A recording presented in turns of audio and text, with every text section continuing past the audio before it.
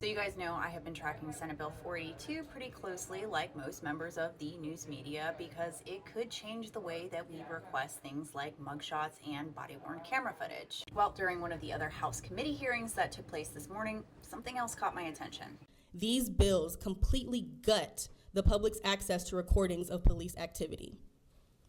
SB 268 restricts the public taking videos in real time, and this bill, SB 482, restricts the public's access to videos after an incident has occurred.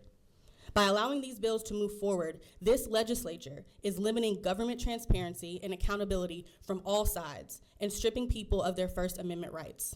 That was Sarah Hunt Blackwell with ACLU, and she was talking about the bill that I have been following for a while now in terms of the mugshots and the body-worn camera footage, but she was also talking about something called Senate Bill 268, which admittedly I hadn't been paying attention to until today. For starters, 268 is what some may call a Frankenstein bill because it has two totally different potential laws stitched together under one bill. Part 1 deals with legal loopholes in Georgia when it comes to relationships between family members, which they're trying to close by adding step-grandparents and children. Then you get to part 2, and it would create a brand new crime when it comes to interfering with first responders like cops, firefighters, and EMTs. Pretty straightforward on that, but of course there's some additional context, like always, that we should talk about. The bill explains that if a first responder verbally tells you not to approach and you ignore them and get within 25 feet to, quote, interfere, threaten, or harass them, you'll be facing a misdemeanor. But this isn't just a normal misdemeanor. It is one of high and aggravated nature, which simply means that